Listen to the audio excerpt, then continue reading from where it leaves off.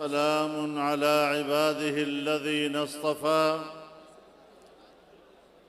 لا سيما على سيد الرسل وخاتم الأنبياء وعلى آله وصحبه ومن بهديه مهتدى. أما بعد فأعوذ بالله من الشيطان الرجيم. بسم الله الرحمن الرحيم.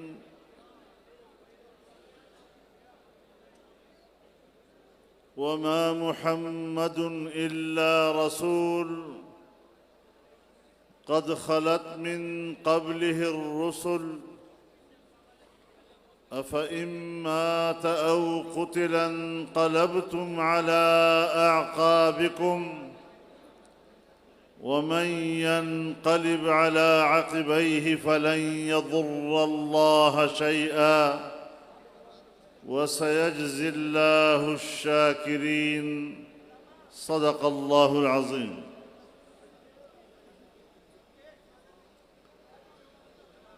जनाब सदर मोहतरम, स्टेज पर मौजूद अमायदीन उम्मत,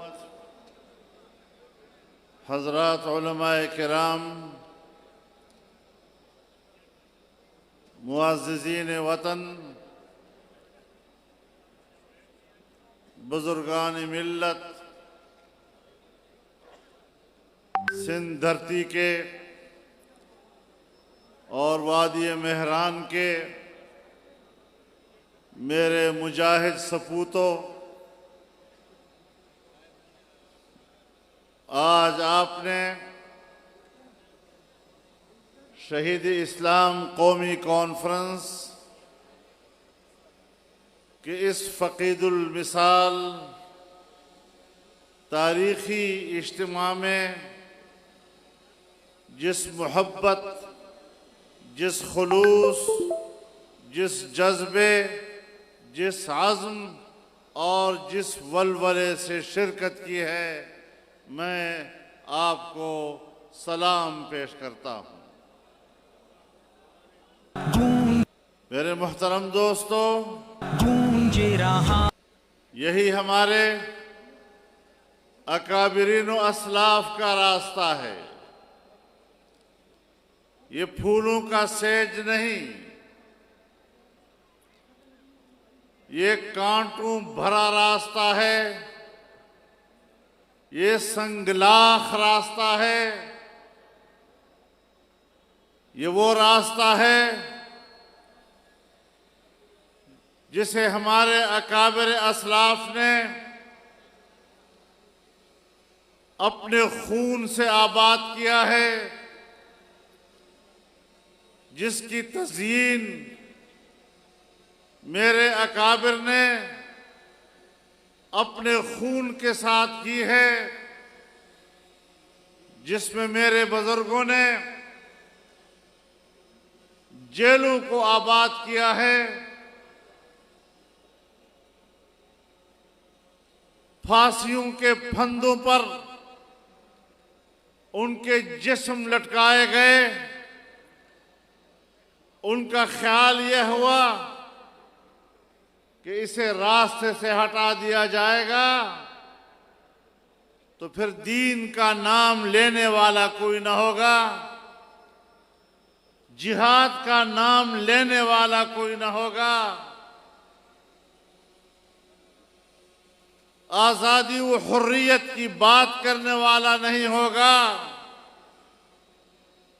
लेकिन यहाँ तो इस्लाम जिंदा होता है हर करबला के बाद। हमारी शहादतों, हमारी कुर्बानियों और हमारी ताबनाक माजी का नतीजा आज ये है कि आज सिंध की धरती और इस धरती पर आबाद रोशन ज़मीर लोग इस इज्तिमा के हवाले से ऐलान कर रहे हैं कि हमने डॉक्टर खालिद महमूद सोमरो का रास्ता छोड़ा नहीं है। हमने उसको आबाद किया है और हमने दुश्मन के इस बहीमाना जुर्म का बदला ले लिया है। और इंशाअल्लाह अब ये सिंध डॉक्टर के कातिलों का नहीं होगा, बल्कि अब ये सिंध डॉक्टर के भाइयों का होगा। नारे तकबीर! जिंदा है सोमरो, जिंदा है सोमरो। कल भी सोमरो जिंदा था, आज भी सोमरो जिंदा है। मेरे मोहतरम दोस्तों, जमीयत उलमा की तारीख आज़ादी वतन की तारीख है। आज़ादी वतन हमारे अकीदे का हिस्सा है।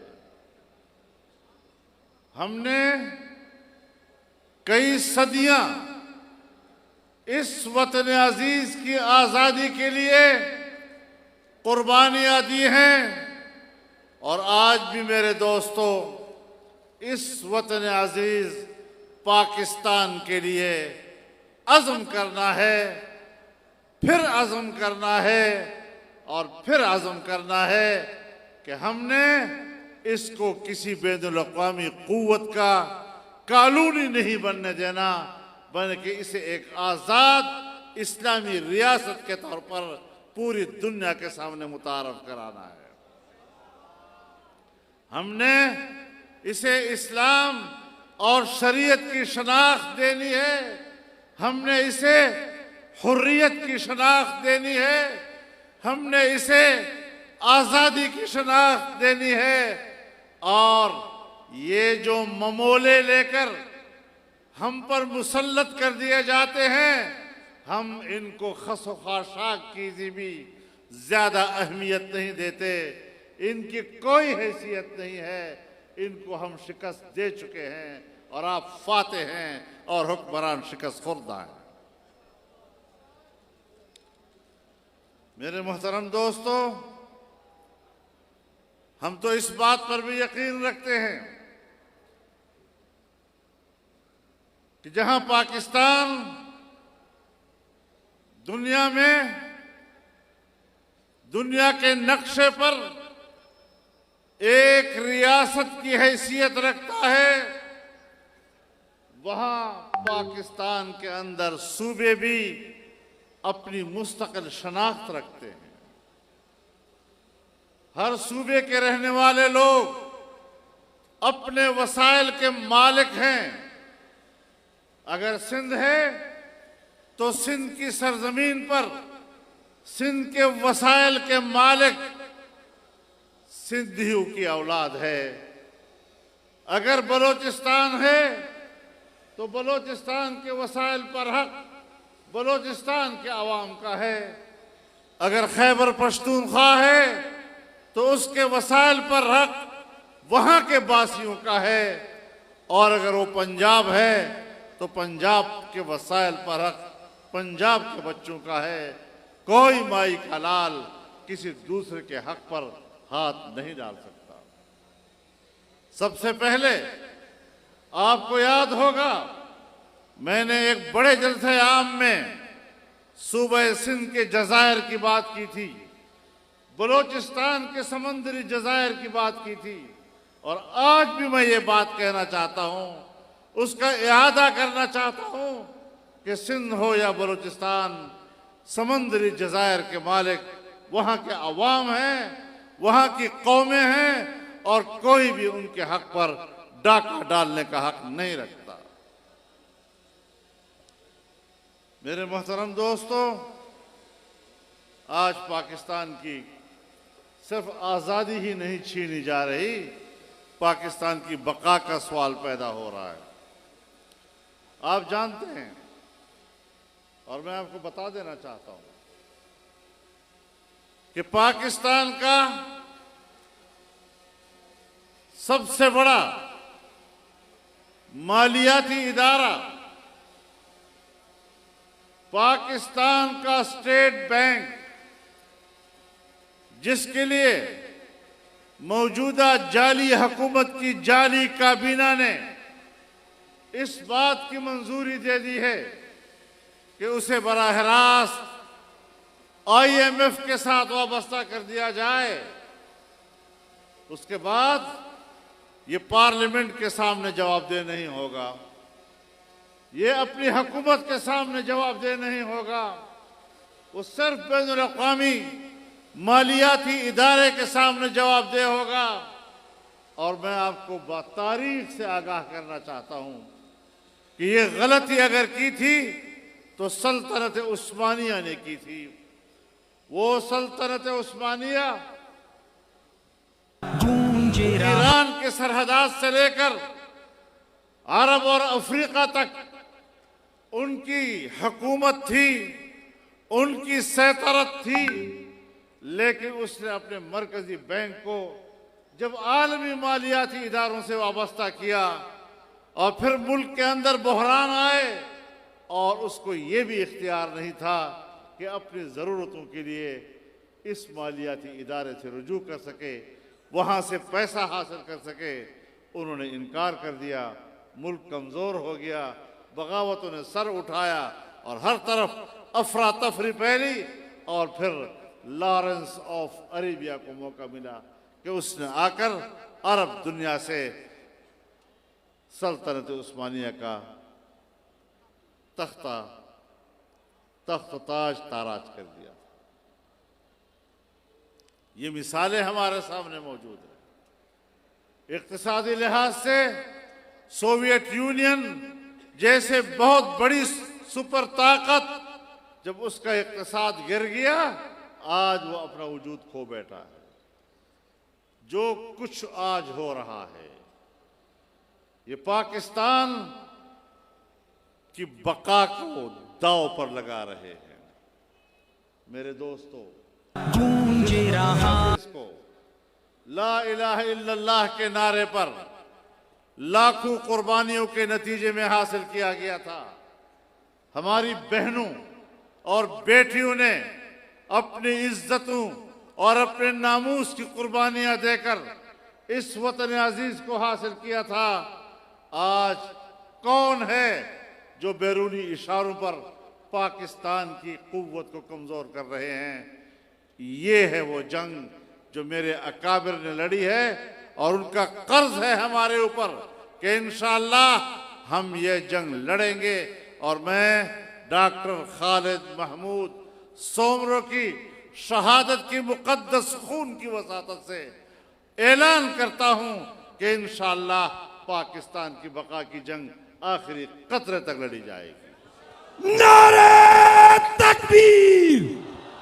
हम लेके रहेंगे, हम लेके रहेंगे, हर हाल में लेंगे, हम छीन के लेंगे, है हक हमारा।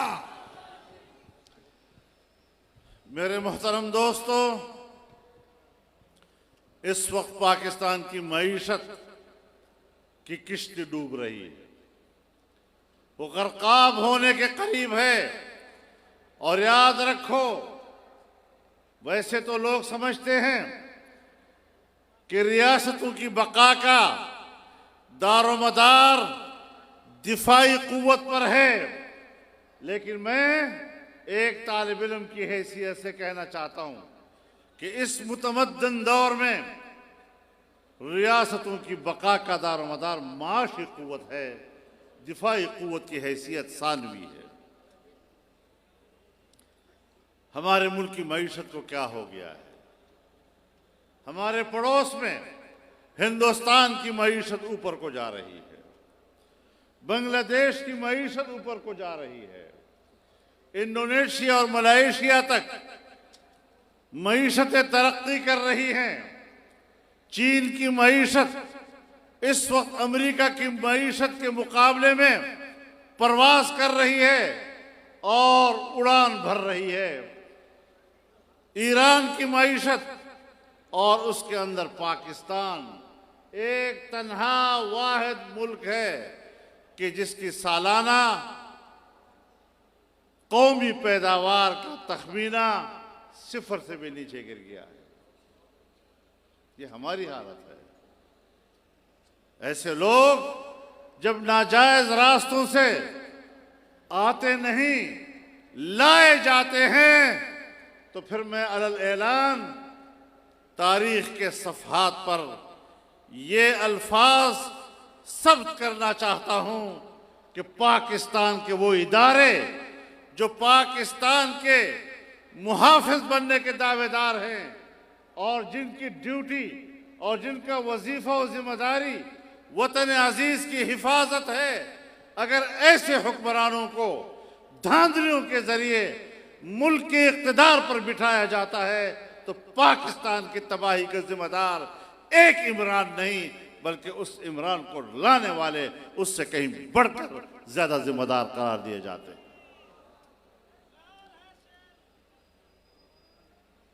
हमें सब चीजों को ठीक करना है। ताज्जुब की बात है, 2008 से लेकर 2018 तक जितने कर्जे लिए गए हैं 10 सालों में, इस गुज़श्ता 3 सालों में उससे दुगने कर्जे ले लिए गए। ये किस अक्ल के लोग हैं? मेरे दोस्तों, अगर आपको मेरे अल्फाज याद हैं, मैंने 12-13 साल पहले ये कहा था कि इमरान खान पाकिस्तान की सियासत का गैर जरूरी अंसर है, और हमने उस वक्त भी कहा था कि ये बैनुल अक़वामी इक़्तिसादी इदारों का ऐसा नुमाइंदा है जो पाकिस्तान को उन इदारों के लिए गिरवी रखेगा, और आज उसने गिरवी रख दिया। जिस वक्त मैं आपसे बातें कर रहा हूं, इस वक्त $1 के मुकाबले में पाकिस्तानी रुपया की कीमत 179 रुपए हो गई है। 179 कहां पहुंचा दिया इन्होंने हमें? हमारे इस खित्ते के किसी भी मुल्क के सिक्के की आप कीमत मालूम करें, पाकिस्तान सबसे ज्यादा बुरी हालत में है। हमारी मईशत को तबाह कर दिया इन लोगों ने। आज मसला ये नहीं कि इमरान खान ने मुल्क की मईशत को तबाह बर्बाद कर दिया, उसका भट्टा बिठा दिया। चैलेंज ये है कि अब कौन आएगा जो इसको उठा सकेगा। मसला ये है, चैलेंज अब ये है कि किस तरह इस मुल्क की मईशत को दोबारा उस मकाम पर ले जाया जा सकेगा जब आपकी मईशत बेहतर थी। हिंदुस्तान आपसे तिजारत करना चाहता था तो उस वक्त भी बीजेपी की हुकूमत थी और वाजपेयी हिंदुस्तान का वजीर आजम था, लेकिन वो बस में पाकिस्तान आया और मीनार पाकिस्तान पर खड़े होकर उसने पाकिस्तान को एक हकीकत के तौर पर तस्लीम किया, एक पड़ोसी के तौर पर तस्लीम किया, इसलिए कि आपकी मईशत मजबूत थी। वो आपसे कारोबार करना चाहता था।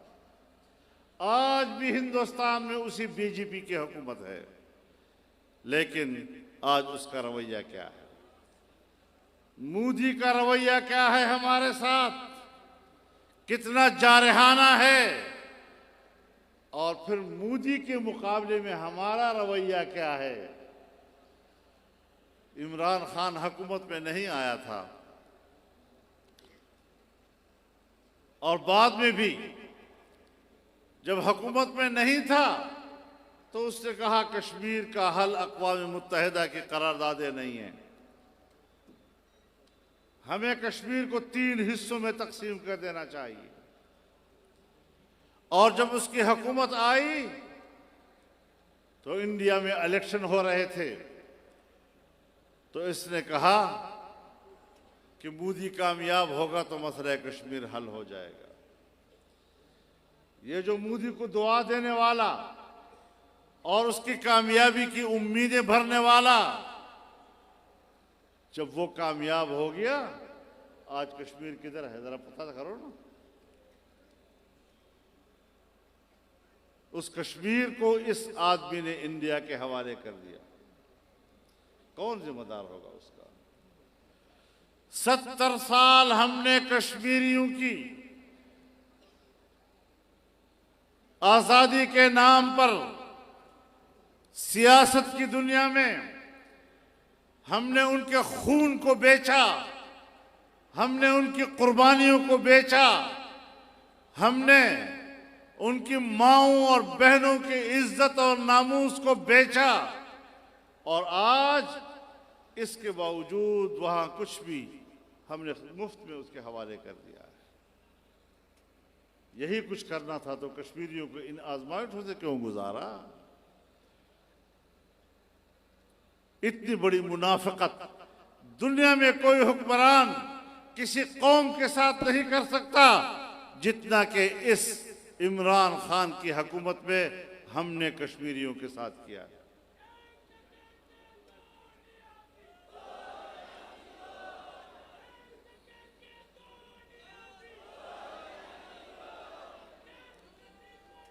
सिर्फ कश्मीर की बात नहीं, हमने भी कुछ कम नहीं किया है।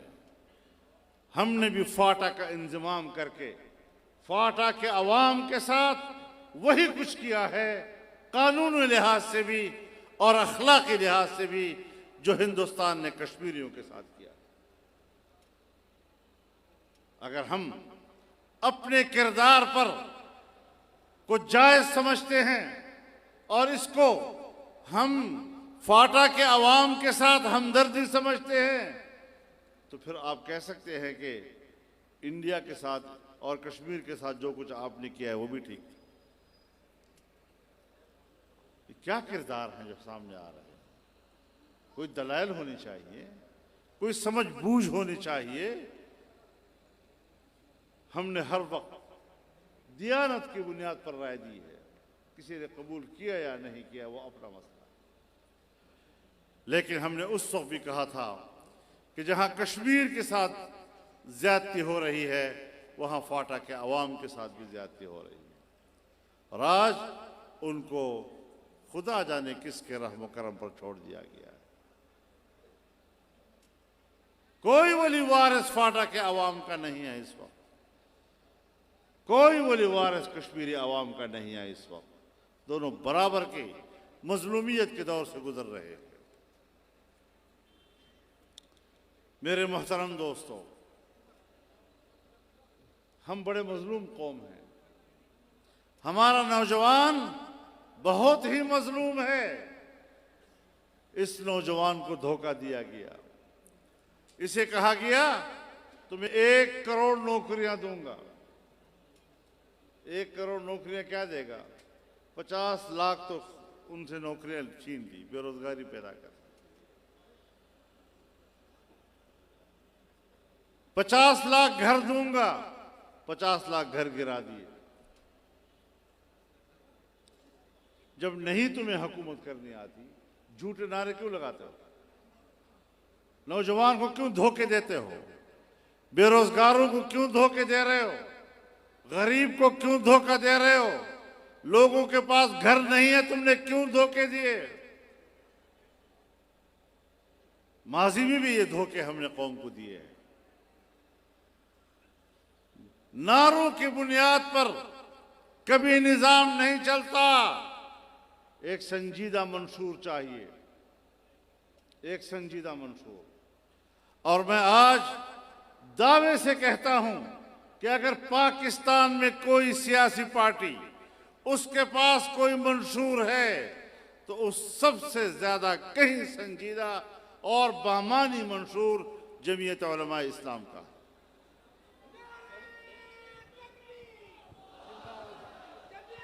नारे तकबीर!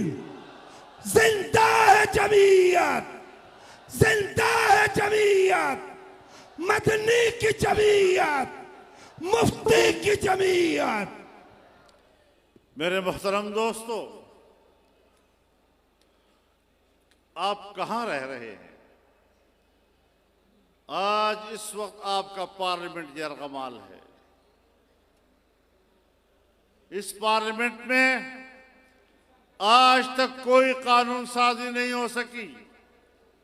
अगर हुई है तो सिर्फ बैनुल अक़वामी इदारे FATF की हिदायत के मुताबिक कानून साजी हुई है। आज भी अगर कानून साजी हो रही है तो मेरे दोस्तों, जो हुकूमत पिछले इंतखाबात में धांधली के साथ बरसरे इक़्तिदार आई थी, अब वो दोबारा आने वाले इलेक्शन में धांधली के लिए कानून साजी कर रही है। ऐसी कानून साजी कि जिसके जरिए एक बार फिर वो धांधली करके इक़्तिदार तक पहुंच सके। ये है उनकी हकीकत। अब ये किसके कहने पे कर रहे हैं? कौन है पीछे वो कुव्वत जो इनसे ऐसी कानून साजी करा रही है? कहते हैं हम मशीन के जरिए से वोट डलवाएंगे। भाई, इस मशीन को पूरे यूरोप ने मुस्तरद कर दिया है। इस मशीन को इस वक्त इंडिया मुस्तरद कर रहा है, जिसको दुनिया मुस्तरद करती है कि ये मुनसिफाना और शफाफ इंतखाबात का जरिया नहीं है। आज हम धांधली के लिए उसको अपना रहे हैं। और मैं पाकिस्तान की फौजी कुव्वत को भी कह देना चाहता हूं कि लोग क्या कह रहे हैं। लोग कहते हैं EVM यानी इलेक्ट्रॉनिक वोट मशीन। अब लोग कहते हैं ये इलेक्ट्रॉनिक वोट मशीन नहीं है, ये इलेक्शन वाई मिलिट्री है। मेरी फौज को कितना बदनाम कर दिया गया, मेरी दिफाई कुव्वत को क्यों बदनाम किया गया। कुछ उसमें उसके अपने जर्नलों का भी किरदार था, जिन्होंने अपने ताकत के घमंड में वो गलतियां की कि जिसकी सजा आज मेरे पाकिस्तान का इदारा भुगत रहा है। क्यों आकर, क्यों ये ज्यादती हमारे साथ की गई? याद रखो, फौज का इदारा जर्नेल का इदारा नहीं, फौज का इदारा कौम का इदारा है। हम समझते हैं ये जर्नेलों का इदारा है। जर्नेल उस इदारे का हिस्सा है, तनख्वाहदार हिस्सा है, खजाने से तनख्वाह लेता है, और वो भी कौम की मिल्कियत है, वो भी कौम का इदारा है। लिहाजा कौमी इदारे में किसी एक फर्द को खियानत की इजाजत नहीं दी जा सकती। मेरे मोहतरम दोस्तों, जैसे हमने वतन अजीज की बात की, हम इंसानी हुकूक की बात करते हैं। आज अमेरिका भी इंसानी हुकूक की बात करता है।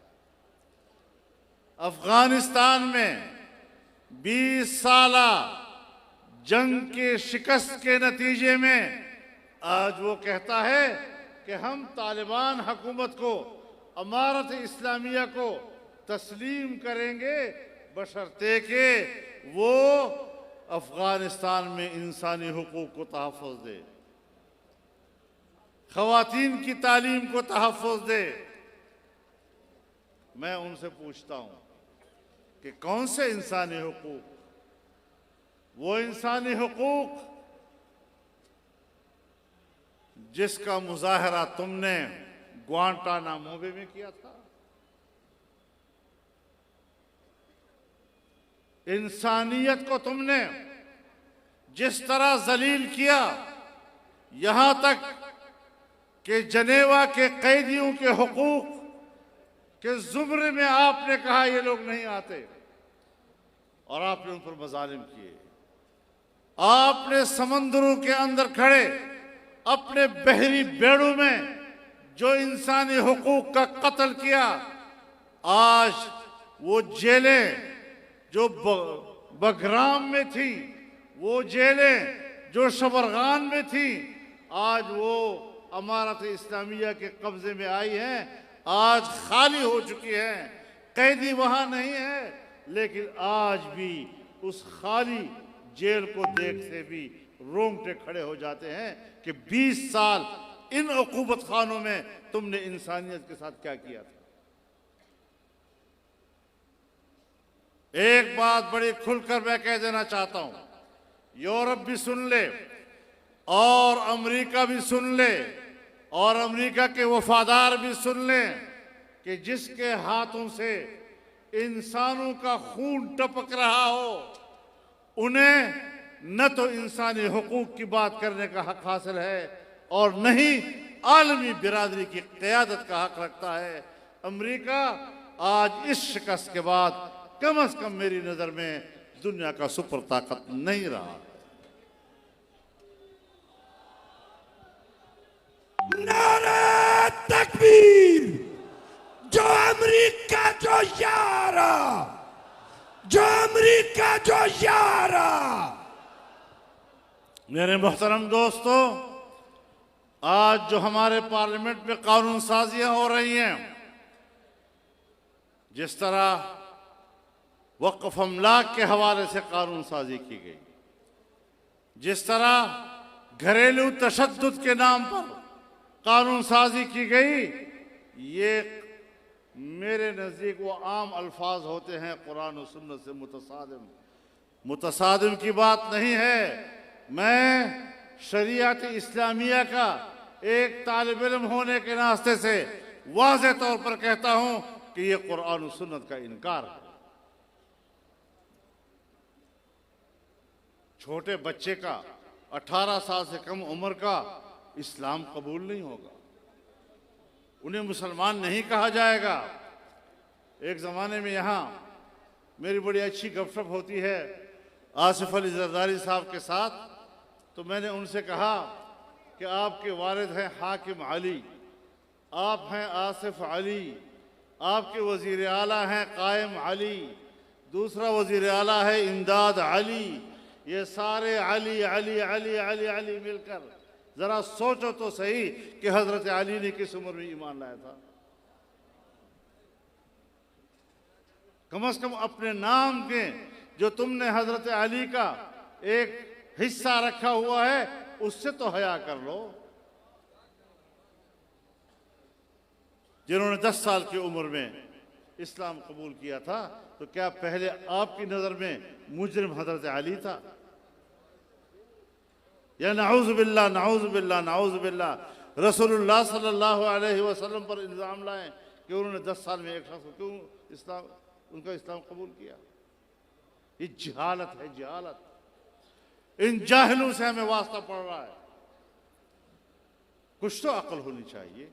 और ये मामले चले गए हमारे कौमी असम्बली तक, जाली असम्बलियों तक। अब इन जाली इदारों के अंदर कुरान करीम मर्द और औरत और इंसानी मुआशरे में मर्द और औरत के किरदार का जो तस्वुर पेश करता है, ये कानून बिल्कुल उसके बरअक्स है। कुरान मर्द के जिस किरदार का तयन करता है, ये कानून वो किरदार औरत को देता है, और जो किरदार औरत का मुतयन करता है वो इस कानून में मर्द को मिल रहा है। इस तरह का तज़ाद सिवाय इसके कि हम मगरिब के दबाव में आकर कानून साजी कर रहे हैं। या अय्युहल्लज़ीना आमनू इन तुतीउल्लज़ीना कफरू यरुद्दूकुम अला अक़ाबिकुम फतनक़लिबू खासिरीन। अगर तुम काफिरों की पैरवी करोगे तो वो पसपाई की तरफ तुम्हें धकेल देंगे,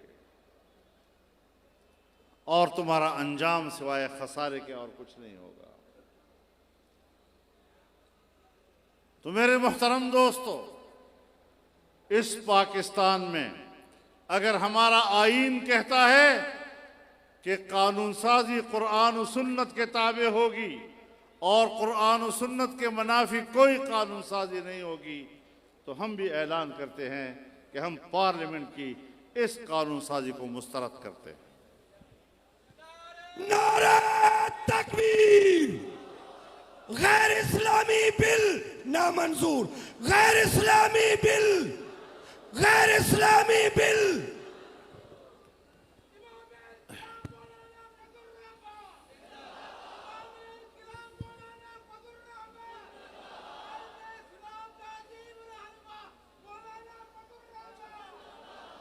मैं तमाम सियासी जमातों के अकाबिरीन से भी इंतहाई अदब से अर्ज करना चाहता हूं कि हमारे पूरी कौम के बीच में आईन एक मुआहिदे की हैसियत रखता है, एक मीसाक मिल्ली की हैसियत रखता है। आपको इस मीसाक मिल्ली का एहतराम करना होगा। सिर्फ इक़्तिदार और सिर्फ इक़्तिदार, और जैसे कैसे इक़्तिदार, और फिर इक़्तिदार में आने के बाद अपनी मर्जी की हुक्मरानी, अपनी मर्जी की कानून साजी, अब इसके बाद ये नहीं चलेगा इंशाअल्लाह। ये मुल्क तब रह सकता है जब हम सब आईन के दायरे में रहते हुए जिंदगी गुजारेंगे। हमारे हुकूक का फैसला आईन की रूह से होगा। हमारी कानून साजी कुरान और सुन्नत के ताबे होगी, वरना फिर कानून साजी जिहालत के ताबे होगी। तुम हजार दफा कहो कि जदीद दौर के तकाजे और जदीद दौर के ताल्लुकात और जदीद दौर की हमारी मजबूरियां, लेकिन याद रखो हम 22 करोड़ अवाम की इतनी बड़ी आबादी को किसी बैनुल-अक़वामी क़ुव्वत का गुलाम नहीं बनने देंगे। हमारे मालियाती इदारे आज़ाद होने चाहिए, हमारे अंदर खुददारी होनी चाहिए। हम जिस सिमत में जा रहे हैं, हमने इस सिमत को तब्दील करना है और इंशाल्लाह होगा। आप गवाह हैं सिंध के लोग। 20-30 साल पहले सिंध के अंदर यह शऊर नहीं था। आज जमीयत उलमा की मुसलसल मेहनतों ने एक नया शऊर दिया है इस कौम को, और यही सूरत हाल पूरे मुल्क में है। इंशाअल्लाह इसी हिम्मत और इसी आज़म के साथ आगे बढ़ेंगे तो पाकिस्तान की इस्लामी शनाख्त को पूरी दुनिया से बनवाएंगे। मेरे मोहतरम दोस्तों, हम इदारों का भी एहतराम रखते हैं। हम अदलिया को अपने वतन का इदारा समझते हैं, लेकिन आज हमारे अदलिया के फैसलों को अदल व इंसाफ के मेयार से क्यों नहीं देखा जा रहा? क्या वजह हो गई है? हाई कोर्ट और सुप्रीम कोर्ट के 4 जजों के बयानात ये खुद इस अदलिया के किरदार पर एक सवालिया निशान है। हमसे क्यों गिला करते हो? शहीद शाहिद मिन अहली, इनके अपने घर से उनके ऊपर गवाहियां आ गई हैं। ये नेब, ये मेरा एहतसाब करेगा जिसके बारे में वाज़ेह चीजें आ गई हैं कि नेब के जरिए सजाएं देना भी पाकिस्तान की सियासत का हिस्सा था, एहतसाब का हिस्सा नहीं था। इसीलिए तो हमने कहा कि एक हम हैं कि इंशाअल्लाह नेब हमें नहीं छेड़ सकता, वरना मुंह की खानी पड़ेगी। नारा तकबीर! ललकार है, ललकार है, यलकार है, यलकार है, कैद तेरी जुर्रत को। इंशाअल्लाहुल अज़ीज़ पूरे वक़ार के साथ, पूरे इज्जत व एहतराम के साथ, लेकिन पूरे जोश और जज्बे और अज़्म के साथ हमने इस सफ़र को आगे जारी रखना है। ये डॉक्टर खालिद के खून का हमारे ऊपर कर्ज है, और इंशाअल्लाह मैं दुआ करता हूँ उनके शहजादों को, राशिद और नासिर को, अल्लाह उनके पूरे ख़ानदान को अपने दीन के लिए कबूल फरमाए और उनकी कुर्बानियों को जिस तरह उन्होंने आज एक कबूलियत का रंग दिया है, खुदा उनकी मेहनतों को कबूल फरमाए। तो ये आज़म है कि हम इकट्ठे चलेंगे या नहीं और आगे बढ़ेंगे या नहीं। आज तो आप एक जलसे में इकट्ठे हैं, यहाँ से जाएंगे, आपने अपने यूनिटों में जाना है, अपने देहातों और महल्लों में जाना है और जमीयत उलमा इस्लाम का पैगाम और अपनी कुर्बानियों का पैगाम आपने घर घर तक पहुँचाना है। जिस मेहनत से आप आगे बढ़ेंगे, इंशाअल्लाह ये पाकिस्तान में इनकलाब का पेशख़ैमा साबित होगा। अल्लाह हमारा हामी व नासिर हो। व आखिर दावाना अनिल